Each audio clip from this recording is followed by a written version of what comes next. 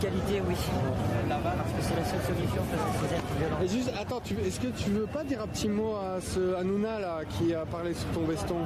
Non, du mépris de classe, ça pue. Bon, peut-être que c'est du mépris de classe, mais en réalité, il me semble que c'est autre chose. Ouais. C'est le fait que lorsque l'on n'a pas d'argument, lorsque comment dirais-je, nous n'avons rien en notre disposition pour justifier une posture politique inique, eh bien la seule chose qu'il nous reste, c'est d'attaquer une personne de manière ad hominem, c'est-à-dire sur son corps, son physique, sa veste ou je ne sais quoi.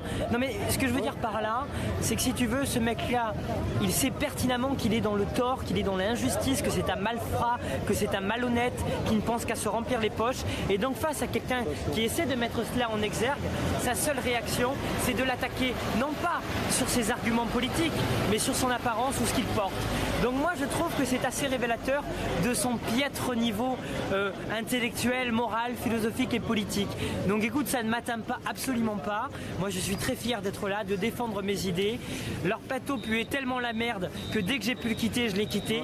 Parce que rester 5 minutes avec ces gens-là, c'est tellement écœurant que ça donne la nausée. Et donc j'ai été ravi de partir dès que j'en ai pu. Ils m'ont proposé d'y revenir. Je n'y reviendrai pas. Voilà, moi j'ai fait passer le message, j'espère qu'il est passé. Donc maintenant, je sais que je peux compter sur vous, la presse indépendante des pouvoirs financiers, pour faire passer mes messages. Aujourd'hui, merci d'être là pour documenter cette sanglante et terrible répression que déchaîne Monsieur Macron, car il est minoritaire, comme je l'ai rappelé tout à l'heure. Et quand on est minoritaire, la seule chose, le seul recours qu'il nous reste, c'est l'usage de la violence. Et c'est ce qu'il fait. Aujourd'hui à Paris, en à peine 3 jours, il y a eu plus de 500 interpellations, des crânes ouverts, des gazages, des matraquages sur des femmes, des enfants, des lycéens, des étudiants, ne cautionnant plus cela, ripostant, organisant, faisant bloc, ne nous laissons plus tabasser, ne nous laissons plus taper, mettons-nous debout, ayons la tête haute et n'acceptons plus de prendre des coups. N'acceptons plus de cautionner l'injustice, ne restons pas silencieux dans ce pays, car il n'est pas normal que 300 000 personnes soient à la rue alors que les richesses ne cessent d'exploser. Il n'est pas normal que 8 millions de personnes aient recours à la banque alimentaire alors qu'il n'y a jamais eu autant de milliards dans ce pays. Il n'est pas normal que des gens qui ne connaissent pas nos réalités veulent nous imposer de travailler 2 ans de plus alors que mon oncle, mon grand-père, ma grand-mère, à 50 ans, ils avaient déjà le corps usé, le corps cassé. Alors ces gens, parce qu'ils portent une cravate, qu'ils ne croient pas qu'ils aient la légitimité d'imposer à nos parents de travailler jusqu'à 64 ans. Maintenant, ça suffit. Ne nous laissons plus faire, les amis. Réveillons-nous, inscrivons-nous dans l'héritage de nos ancêtres, parce que dans ce pays, la France, les droits, ils ont été conquis au prix du sang. Rien ne nous a été donné. Tout ce que l'on a, on l'a conquis.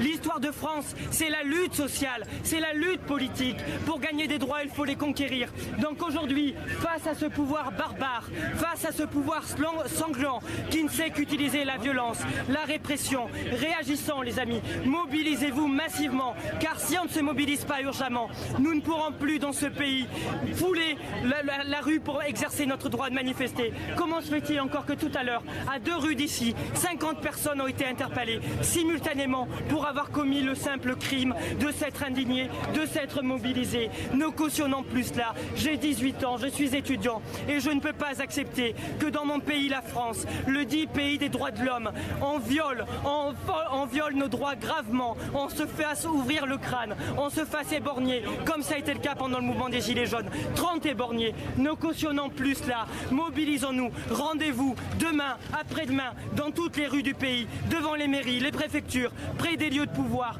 montrant que les seuls qui sont légitimes pour écrire l'histoire de France, c'est le peuple, c'est les gens qui travaillent dur, c'est les gens qui font tenir debout ce pays, les femmes de chambre, les éboueurs sur qui ils viennent taper en ce moment, qu'ils viennent réquisitionner alors que le droit de grève est un droit fondamental.